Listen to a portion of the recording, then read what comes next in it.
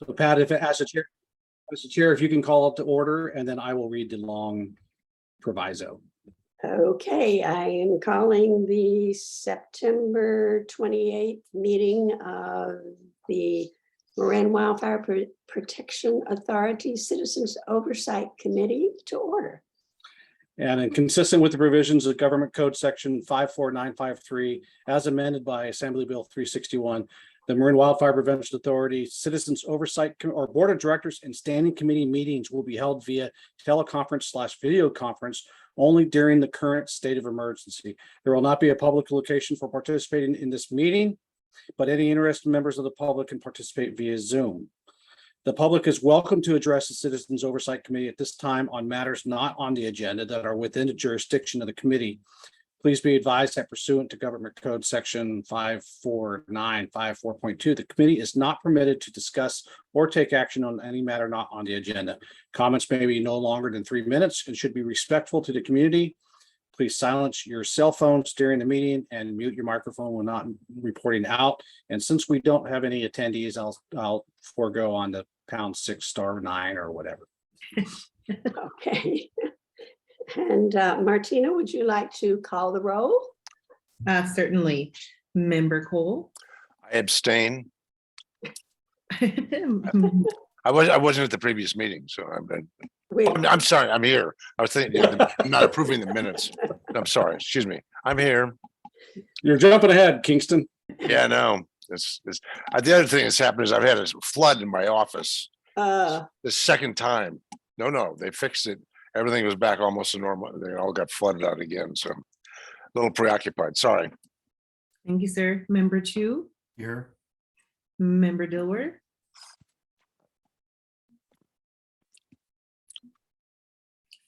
Here.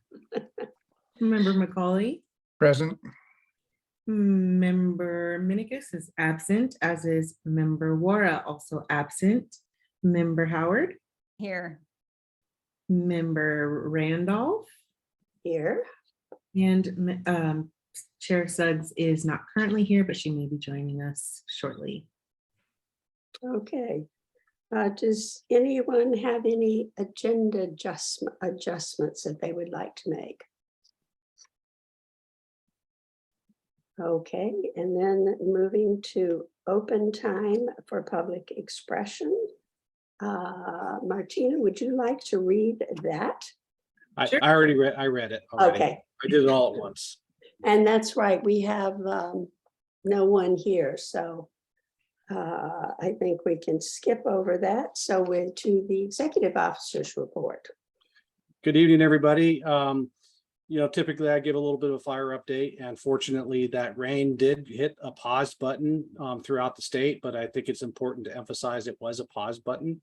I just checked fuel moistures like I like to do, and they are trending back down to normal values at this time, but they're still a little bit more moist than we would normally see at this time of year. We did have a small vegetation fire off of Camino Alto yesterday that went towards the Escalon Fire Road, right along the border of Mill Valley and Corte Madera. And it burned like a fire should have burned, with no wind and relatively moist fuels. And it held at the Escalon Fire Road, which is a good thing. But there's always opportunities that occur with these fires, and that is to exercise unified command. And that there was unified command between law and fire that was effective, and they utilized a tactic for evacuation that I personally think is underutilized, and that is shelter in place. Law enforcement often they're trying to do their best, but they don't necessarily have the experience of what a fire is going to do, and they feel they have to do something, and evacuating is doing something. But then there's been times where they've issued evacuation orders when the fire officials are saying, no, we don't want to evacuate at this time for various reasons. So we've been instilling the idea of shelter in place when and where appropriate, and yesterday's fire worked very well with unified command. They came up with the tactic of sheltering in place, and then they used a Alert Marin's reverse 911 process to get that shelter in place message out to the residents. And then when shelter in place was lifted, they lifted it quickly. So really pleased with that. So it just shows that even on small fires, there can be successes in learning that builds towards success on the larger and rapidly expanding fires. We had a very successful meeting, I felt, with our staff-led task force regarding your recommendations from the COC report. It was at step one where we needed to get the advisory technical committee members, operations committee members together with staff to work on those. Remember that table that we had? There were 3 tables. One table that was recommendation that had already been addressed. Another table that had recommendations that folks from ATC and ops needed to address, and another table that had tasks that would be in the finance committee. And a few of the tasks are shared between that task force and finance committee. So we actually scheduled 2 2-hour-long meetings for the advisory technical committee and operations committee. We were able to accomplish our goal in the one meeting, which I thought was possible. Folks were efficient with their work. I think we came up with some very creative concepts that I think most people will appreciate. We identified the recommendations that are going to be easy for the member agencies and MWPA to adjust their practices to. We've also identified some that would be a challenge for the member agencies. So we have created steps to respond to those recommendations in a way that the member agencies can respond to them. So the next step is for staff to start developing policy language in the appropriate policy sections that we have. There might be, or there most likely will be, some new sections of policy created. Then we will vet that with that same task force to make sure that we have captured the content the way that they had felt that we had captured the content. And then the next step will be to go to the finance committee in December and vet that with the finance committee, and then with ultimate approval through the board of directors.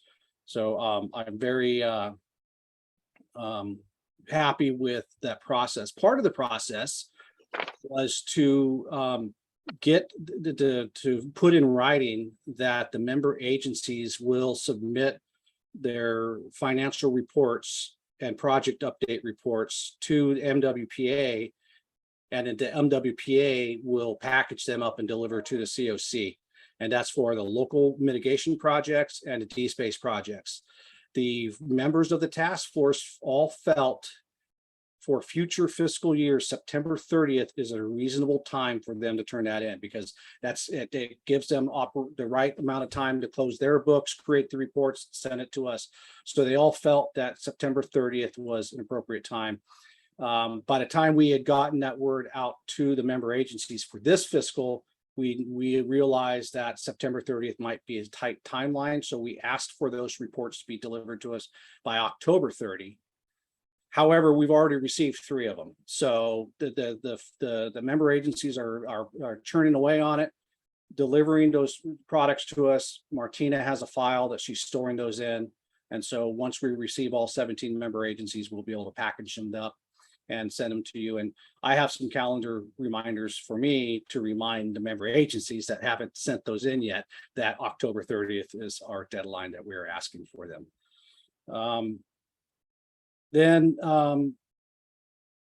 Today I actually had an opportunity to see Jennifer in person, along with our previous West Marin representative, Carolyn Longstreth, out at Inverness. As some of you may know, the Inverness Public Utilities District is exploring Measure O, which would be an additional 20 cents per square foot property tax for both water system improvements and wildfire prevention.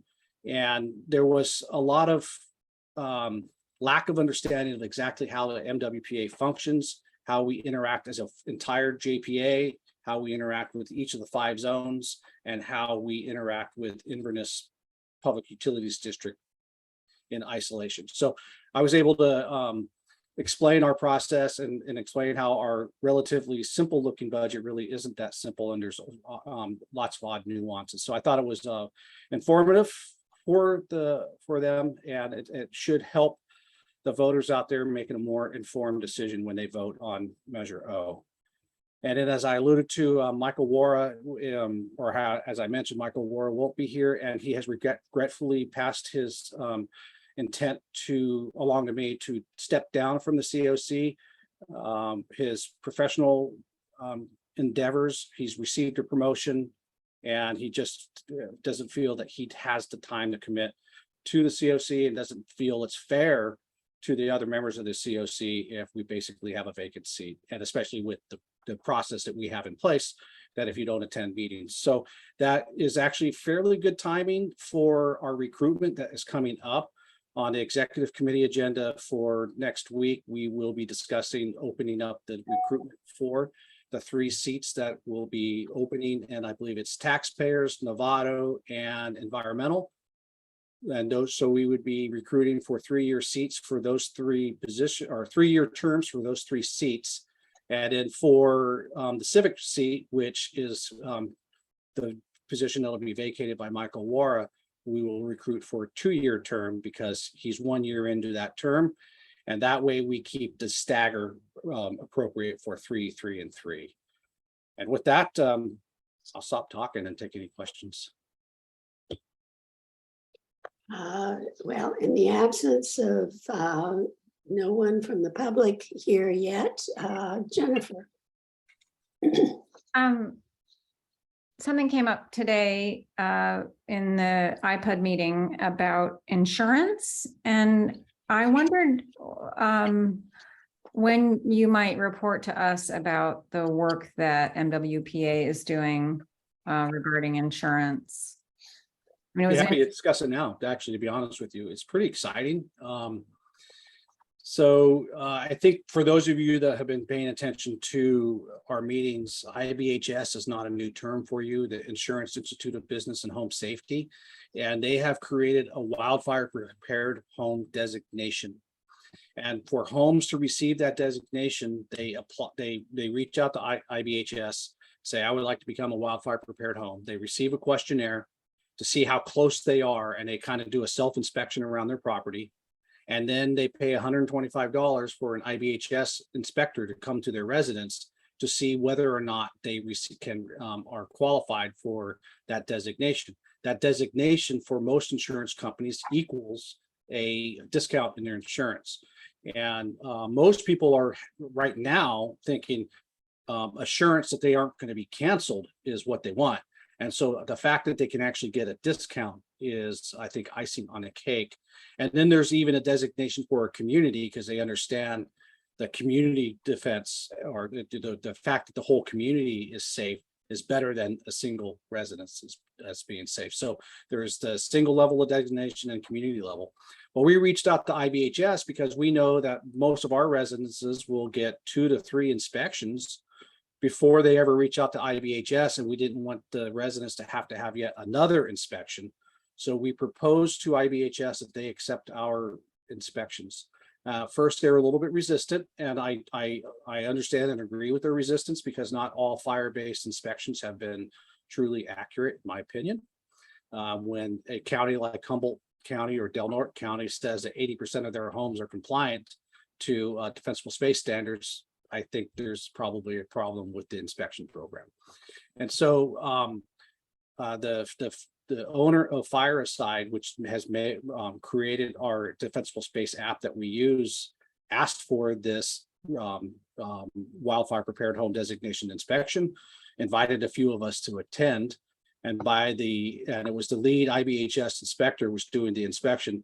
By the time we finished our tour around the house and having the IBH folks take a look at how we do inspections and the app that we've created, literally standing on the driveway, I had IBHS saying, we want to find a way to use your inspections instead of sending our inspectors out. And we would love to set up a beta test with the MWPA. So we had a meeting 2 days ago with IBHS, mapping out how we get from where we are now to where they are fully taking and accepting the MWPA report, inspection reports. And we've created a 6-step process for that. So I'm very excited about that. And then we have some other insurance opportunities, unfortunately, I can't really expand upon because of a non-disclosure agreement, but that we have some other opportunities that we're looking at in the future. Can I follow up on this? One of the things that you mentioned today was that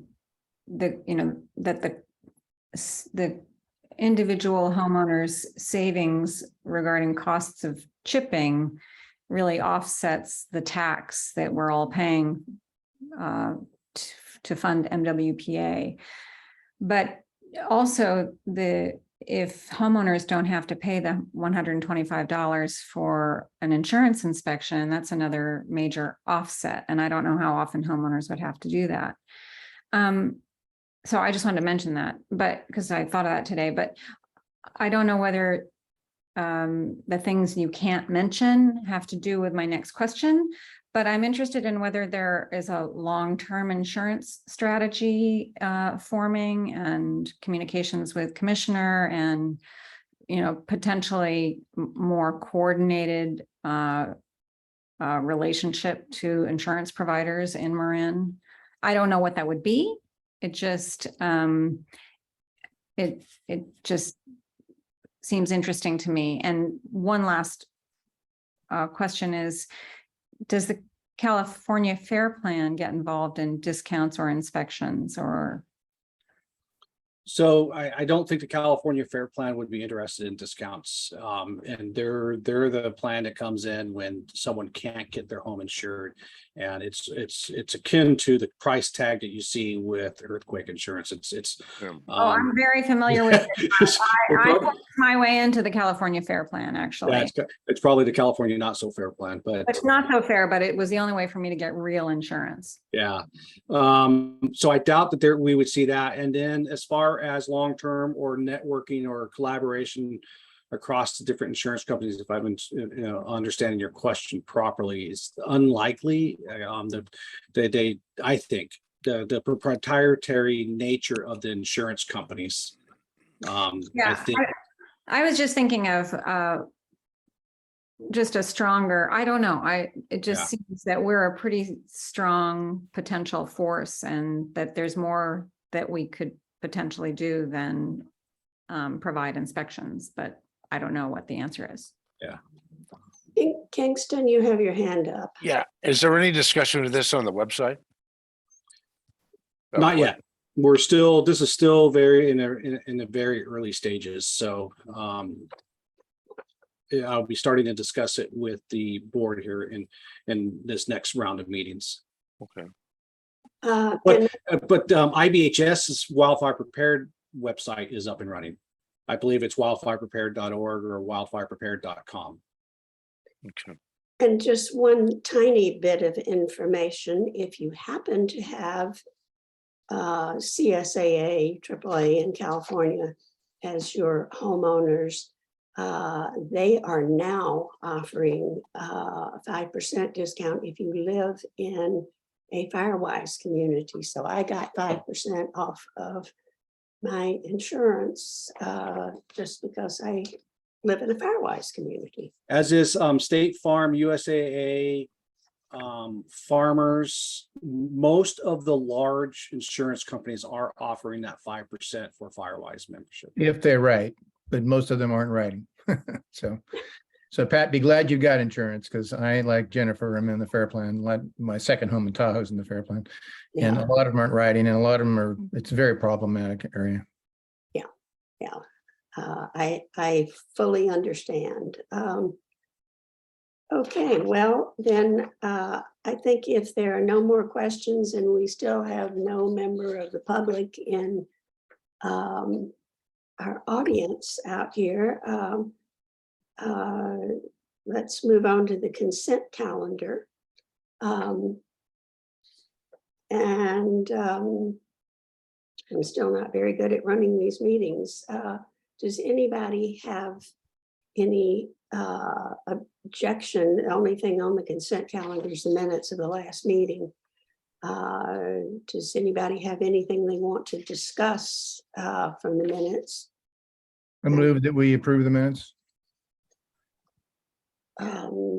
Somebody Seconded. second? Good. do we need a roll call or can we just do? Technically, we do. If we Okay. keep up good practices. Martina, give us a roll call. Muted. You have now made it an official meeting, Martina. Yeah, right. I've been trying so hard not to get caught behind that. But I said, yes, ma'am, with pleasure. Member Chu, Aye.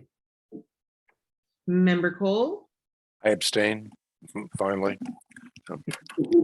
Member Dilworth, Aye. Member Howard, Aye. Member Macaulay, Aye.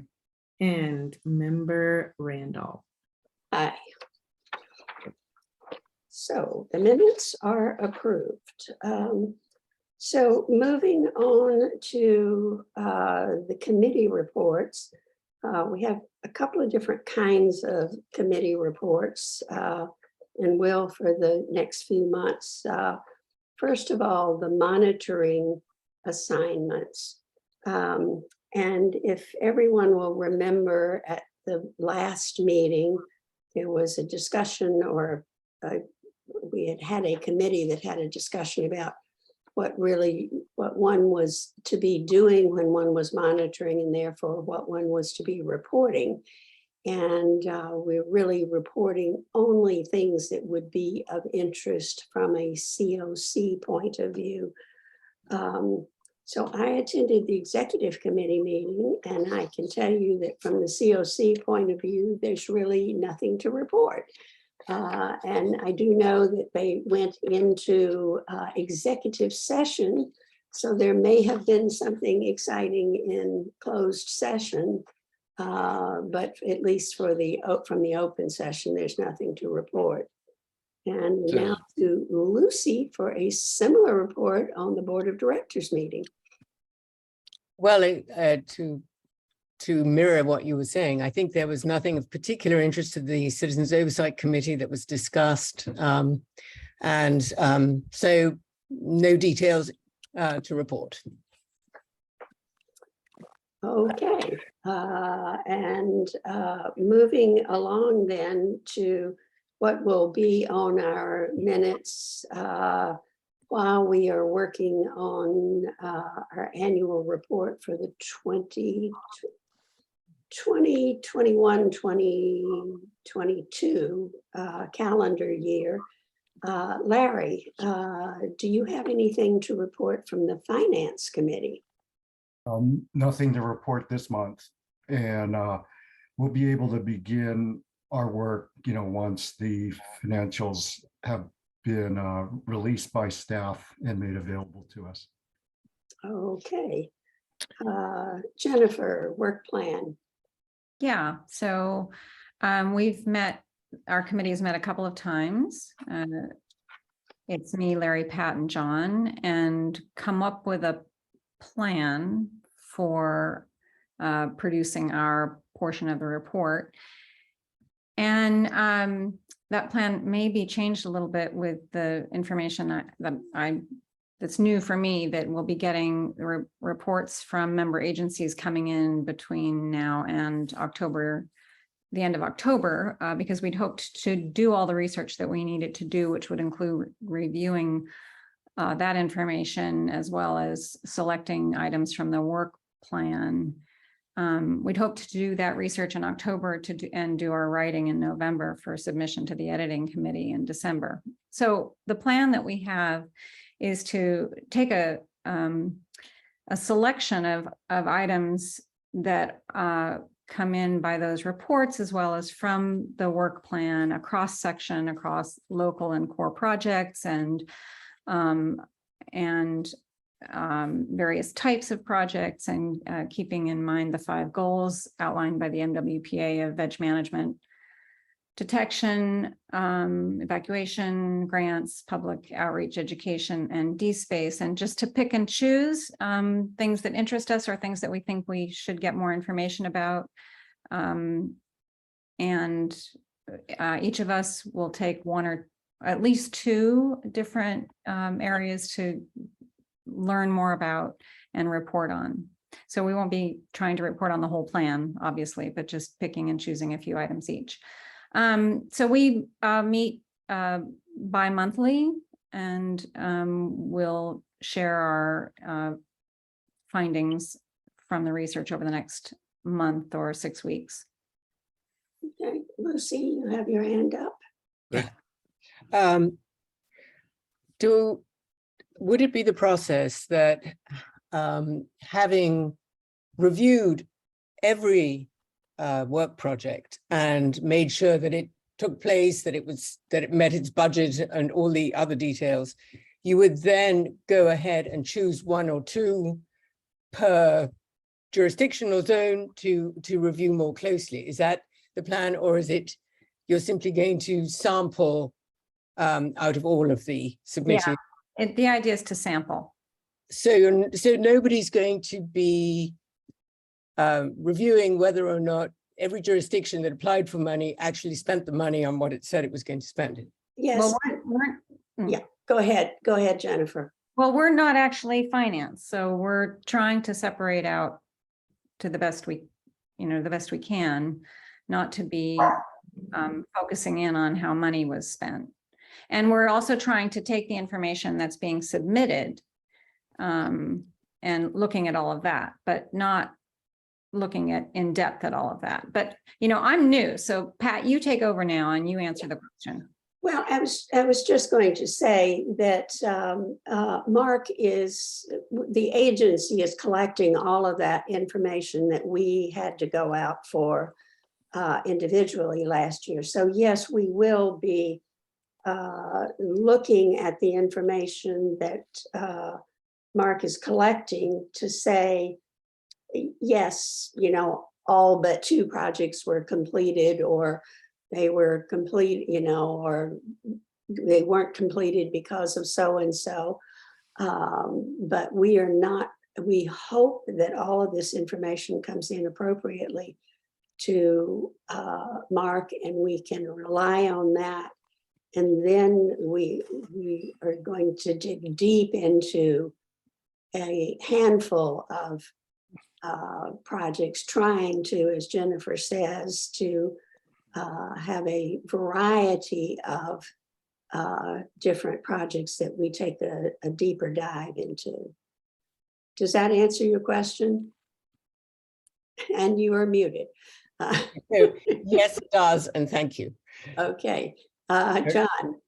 Yeah, so I've been trying to figure out the right place to do this, because I've been asked to be on a couple of committees, both the finance committee and the work plan committee, and I didn't want to get into an extended conversation with Larry about this topic, since I've already sat in on a couple of the work plan things in order to follow the Brown Act. But what I'm kind of confused about is, where's the line? To me, I'm very confused about the line between what Larry does on the money side and what happens on the work plan side. I don't get how they fit together, and I'm confused by that. And Larry, I didn't want to talk to you about it until we were in a appropriate forum, but I don't get how they relate. And I apologize. And like Jennifer, I'm also new, so I'm going to ask a new guy question. And obviously Pat and Larry, you've been through this before, but I don't get where the line ends and where it starts, and what's our goal? What are we trying to get at? Well, from my point of view, and this is just speaking from myself as the kind of one person who was on this committee last year. And last year, the line was a little bit blurred because we did not have the local financial information. So the work plan committee reached out locally, but that will be collected by Mark this year. So we should not be, work plan should not be dealing with anything financial. That we would look at were the projects, were they appropriate, were they completed? And that's the sort of big overriding thing. And then the deeper dive into a handful of projects. I don't know if that answers your question. But I guess what I'm trying to figure out is, if you say they're complete and they were completed, and what's Larry do relative to looking at the numbers? Isn't he looking at determining whether they were complete and whether the money was appropriately spent? I guess I just don't understand how you can do the work plan stuff without doing the money part, and doing the money part without doing the work plan part. It seems like it's one thing to me, and I apologize, maybe I'm just being dense about this, but. Lucy, So I think that the way we outlined our responsibilities in the previous report, that we would review whether or not there was an attestation from each for each project that it wasn't supplanting local funds. So that's one area that I don't think that the Finance Committee will be looking at specifically. We also looked at the appropriateness of the project. So I think the Finance Committee might well say, yes, this X amount was spent on DSpace, but if we felt, and I don't even want to say what we might come across, but if we were to see something that we were uncomfortable with, the Finance Committee would not necessarily be looking at it in quite the same way. I think there might well be some overlap, but I don't know that they are quite the same. Well, Larry, I was trying to figure out where I would best land, right? And especially since you're a committee of one, aren't you? Yeah.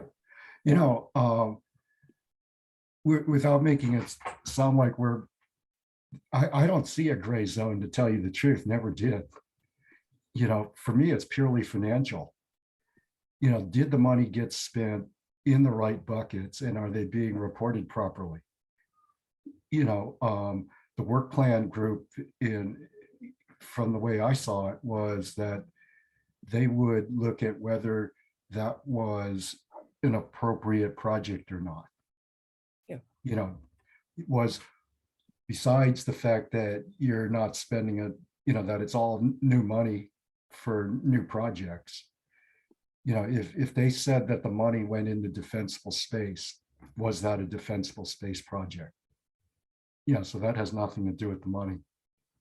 I can give a wild-haired example of how I segregate it, and we all know the drama, or many of us probably know the drama about the streetlights along Sir Francis Drake and Greenbrae.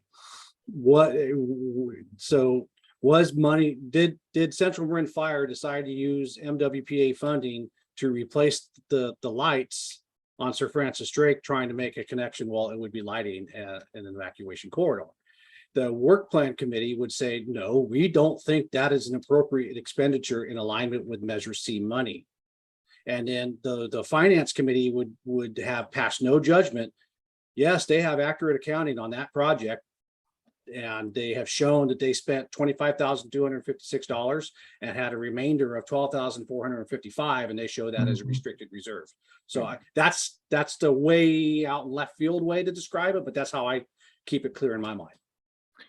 Okay, well, maybe I should be on Larry's side. Larry, is it correct that you got one committee with 4 people on it, and I'm on both of these, so I'm just kind of confused where I had to land. So Larry, you don't have anyone helping you but me, right? If I stay on your side? Yeah, correct. So I should probably be on Larry's side then. Yeah, you'd be a good second set of eyes. I mean, it's not that onerous, because there were only about 1,200 transactions, and that's both sides of it. Mm-hmm. You know, I had about 1,200 records.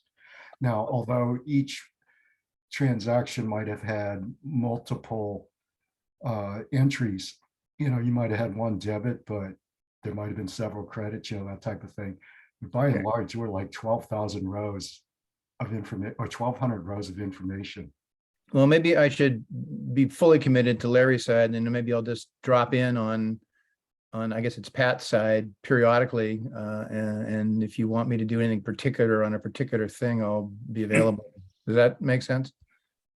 I think that, yes, I think that at least makes sense to me. Okay, I was just kind of struggling because Pat, you met great. You guys are great. You've been meeting every 2 weeks, so I made about half of the meetings, frankly.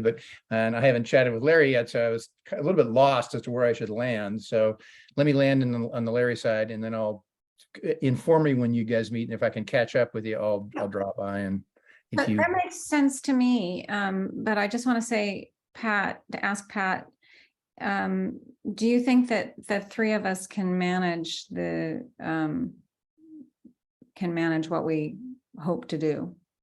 And maybe we have to if there isn't somebody else who would do some of the work. Yeah, I think we can. I don't see a problem with getting the work done. And Lucy, you've got your hand up. Are you volunteering to join us? Yes, if you need it. Okay. Great. Okay, any other questions then about the work plan committee? If not, we will move on. And Kingston, do you have a report on the transparency committee? Yeah, we've had one meeting, and we will probably have one meeting a month going forward.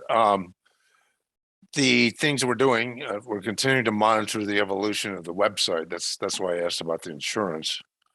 And monitor the development and acceptance of the COC's annual report recommendations, which are now moving along very smoothly.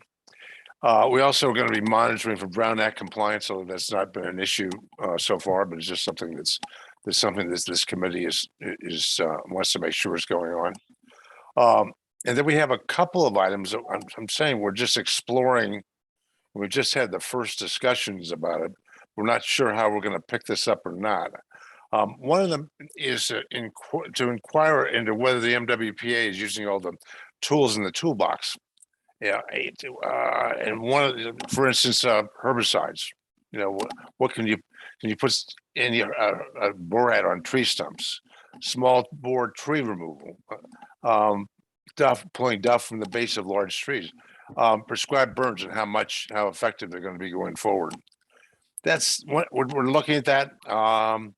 And we'll see if we really have the bandwidth to move ahead, but we'll try. And the last thing was we were all intrigued by Mark's email with attachments on information, disinformation. And if we have we might have some recommendations on that, but we really have to dig into that. And it's an uncomfortable area for some people. But we'll see where we go. And that's where we are right now. Questions? John? Yeah, again, I know I can't keep using this new guy excuse forever, but I did have a side conversation with Mark about the whole Brown Act question and why all these technical committees were considered Brown committees as compared to just employees. I was using Mill Valley as an example where, we have a very clear line between council level stuff and then meetings that occur at the staff that are not considered Brown Act items in the least. Mark reminded me that within the actual document is a code section, which I looked up, which refers to some of those committees, having to follow Brown Act, at least in terms of disclosure.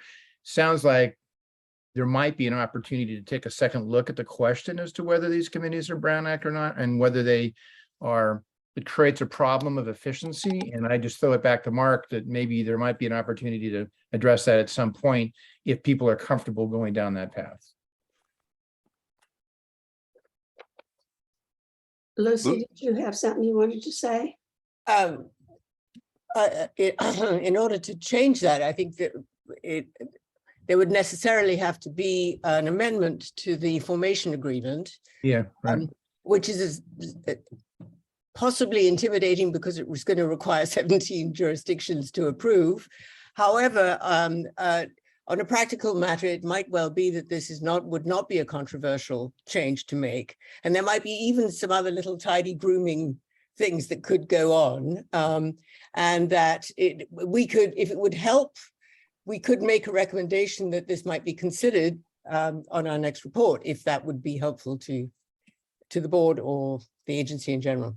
I mean, the question is whether it's causing difficulty of getting the work done. And if it is creating, and I don't know, but if there is difficulty with getting the work done under the current structure, Mark, you might comment as to whether it's worthy of making an effort, and if so, whether COC would be helpful having comment on it, assuming that Kingston's group agree that it's appropriate. I'm not advocating particularly. I'm not going, this is wrong or this is right. It's just something I was a little surprised about when I first heard about it.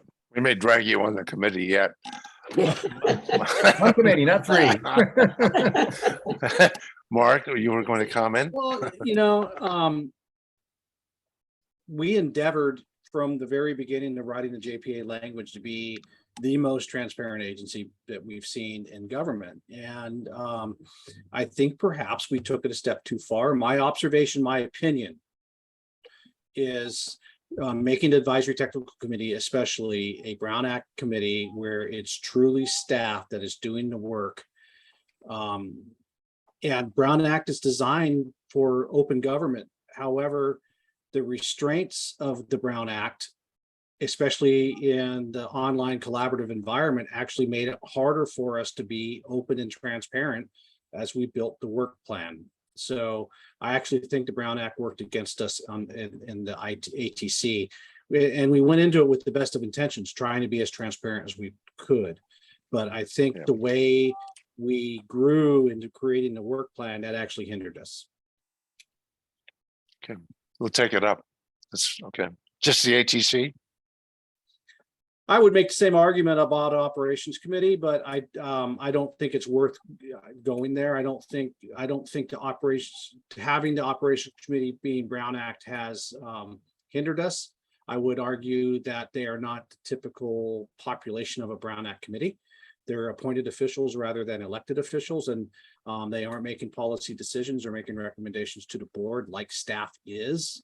However, I don't think we've seen the same challenges having the ops committee be Brown Act compared to the challenges that we saw the ATC. We'll take it up. Just for whatever it's worth, and Larry, I'm sure this will make you smile as another former city council member. It is interesting that the state assembly and state senate does not have to follow the Brown Act. It's only the towns and cities, and that's a rule that the assembly created for all of us little cities. So Yeah. And I'm all into transparency, so I'm not pushing hard, but it just puzzled me when I heard about it. No. Good advice. Thank you. Okay, if there's nothing further, and still in the absence of anyone from the public out there, we'll move on to a couple of information items, both of which are at the moment outdated based on Mark's report. We had put together a little bit of a calendar at the last meeting. There was sort of a flow of work, but as particularly in the work plan committee, as we started thinking about a calendar internally for our work of that committee, I thought it was important to know what the overall calendar was. And as most of you are very aware, we did not get our report out last year until almost this year, that I think it was June, so that we were aiming, and this is something that's come up in the work plan committee, that a couple of members are talking about, oh, it would be nice if we could really be looking at what's happening now. But to get closer to now, we really want to push this calendar forward. And the calendar is in there. The piece of information that's already slightly outdated is the close of the books, supposed to be September the 30th. And Mark is telling us now that October 30th is the date that he has given that people have to have information to him. For this fiscal, ongoing fiscal Yeah. September 30th. And then hopefully in future years it will. But the calendar that we had worked out, those of us looking ahead on this, that the writing of drafts to be turned over to the editing committee really should be done by December the 15th. And because that then gives us the holidays and the month of January for the editing committee to put it all together to meet a calendar of getting this out in February. So if everybody just keeps that in mind, knowing that we've already now pushed things down by a month of getting some of the information we need. And the other thing that's in those information items, Mark, I had contacted Mark to ask him about the gathering of the information, and in his usual efficient manner, Mark was a step ahead of me and had already requested information from all the agencies. So that second document there, it was in your agenda that says information sought from agencies by the executive officer, is the information that Mark has asked for and that we now expect to, well, you said you've got 3 agencies have already replied. So we will slowly be getting that information, that the name of the project, the amount of money that was allocated, the amount that was expended. Those are useful for the finance committee. And most of this information, except for the fact that we know whether the project was completed or not, is information that the finance committee is going to want to have. Mark, do you know on the core projects when that information will be available? We will be going to the finance committee on October 11th to present to the finance committee the closing of our books. Okay. So for the core projects after October the 11th, we will have that information. Okay. So Which it's technically isn't final until it goes to the board, which will be October 20th. okay.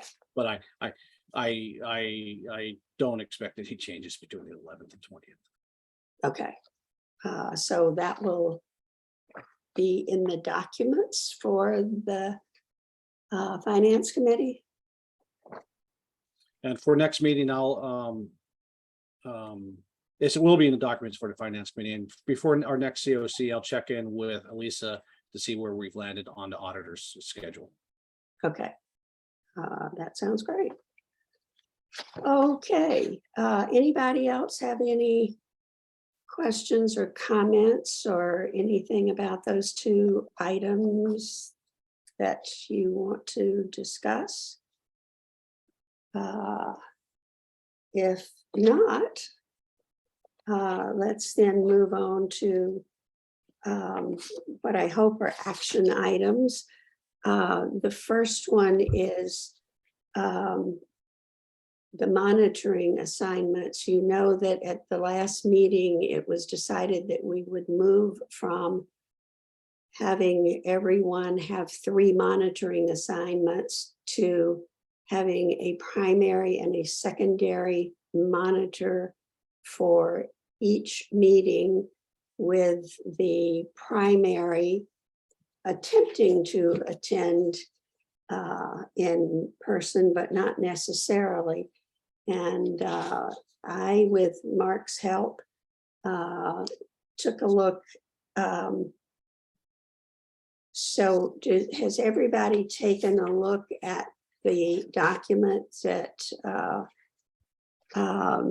was entitled Committee Monitoring Assignments? Yes. And does that meet with everyone who's here's approval? Does anybody want to discuss? Anybody object? Any questions? This is way too easy. Yeah, hey, Martina, real fast question. October 11th, the finance committee meeting. I don't know what time that's going to be at. Do you 10 know the o'clock. time? Say what? 10 o'clock. 10 a.m.? Yep. Cool. All right. And so Kingston, you're the number 2. I will definitely be okay to do that 10 o'clock on October 11th. Well, let me just double check real quick. Make sure it's not a school day. Oh, no, I can't do 10 o'clock because I teach at Berkeley 9:30 to 11. Are those always at 10 o'clock? Are these meetings always at 10 o'clock? And they always on Tuesdays or Thursdays? The finance committee's been very ad hoc, but typically 10 o'clock is the start time. Is it always on a Tuesday or a Thursday? No, typically, I usually target Monday, but Monday is a holiday, so we moved it to the Tuesday. Okay, then I must apologize. I can't meet that one because I teach at Berkeley Tuesdays and Thursdays in the morning. So Kingston, could you back me up there?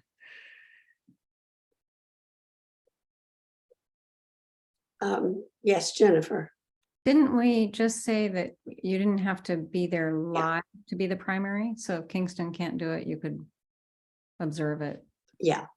Yeah, Oh, I already looked at last month just to get caught up on video. So if it's okay to look on video, I can definitely look at it on video. and Well, I think looking at it on video is sufficient. Okay, good. Then Now- I will take that on and I will try to be in person unless it interferes Okay. with my teaching assignment. So I'll take care of it, Kingston, no worries. And I'll just look at it on video. Okay. Thanks. Sorry to And, interrupt. one caveat on all of this is for the next 3 months. Because we've got 3 people rotating off. They may apply again and they may become members again, but we have to know the possibility that 3 people, and now we know that Michael Wara is leaving. So, but the advisory technical committee is not going to meet till spring anyway. So that's Actually, not gonna make- Pat, they, I think October is their first meeting. Oh, okay. Well, we will come up with somebody else to be the secondary. That was one of my assignments, so I'll take on being secondary for that. And I'll just change that on this. So, okay, if everybody is happy with that, moving to item 9B, which is changing policy to make it fit with this. And I hope everybody particularly new members, took the opportunity to go to the website and look at the policies and procedures in general. But specifically for right now, I took a shot at writing the wording for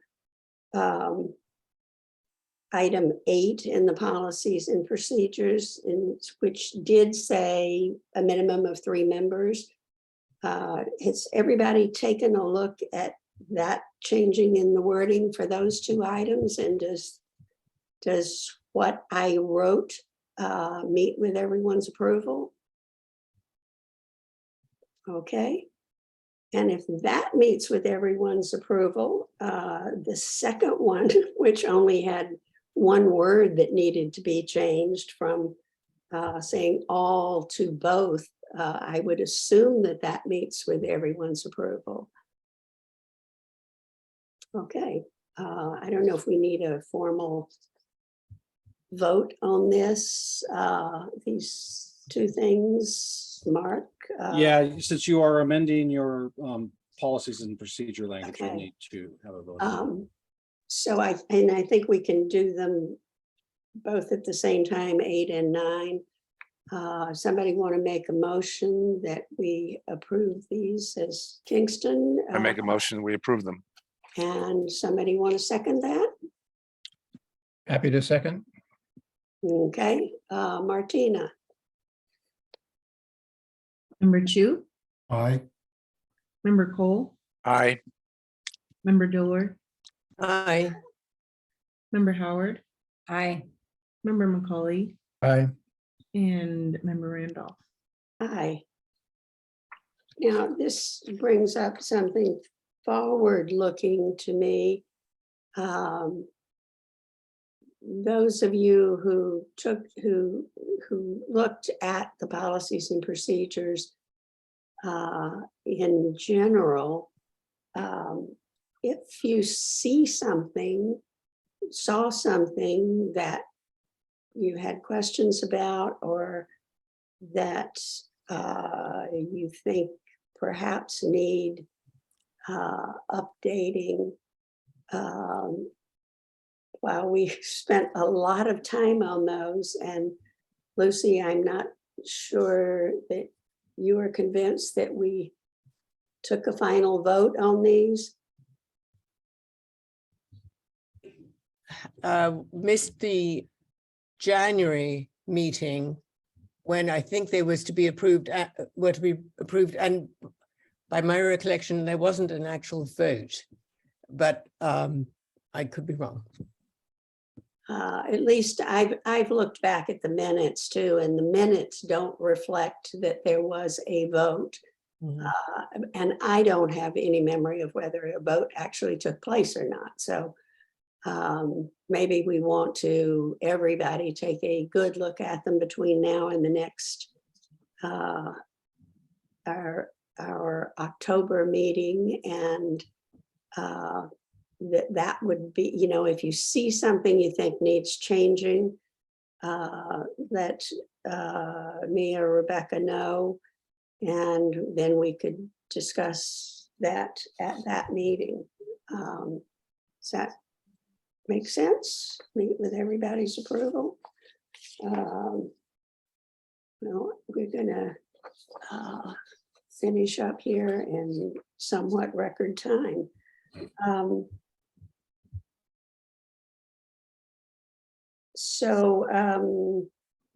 Requests for future agenda items. Anyone have requests for future agenda items? Anybody have educational items that they would like to have thrown in? I always enjoy the educational items at the board meeting. The next one's going to be a report on the biomass study. Oh, okay. And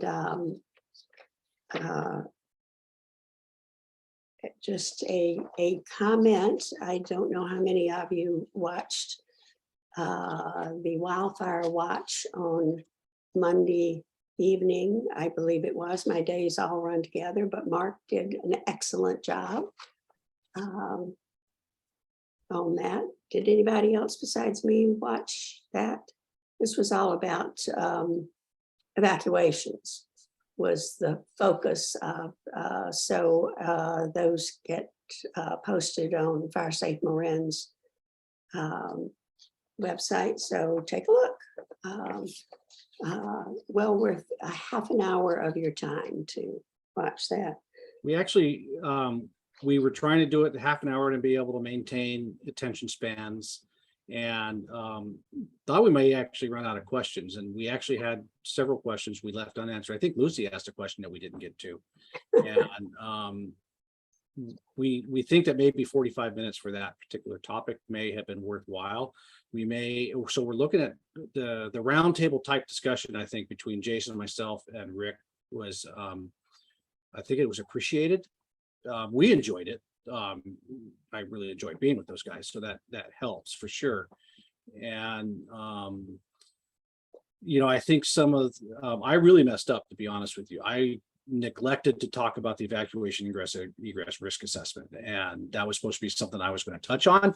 So we're thinking of doing one specifically, a little roundtable discussion specifically on that topic. Jennifer, you're muted. Thank you, sorry. When is the assessment going to be ready? So we are expecting actionable items from the first portion of it to help inform our 23-24 work plan. So at the end of this calendar year, we should have actionable items. For its dynamic nature, it's going to looks to be more like spring of 23 that'll be completed. Okay. Yeah, I remember now you've said that.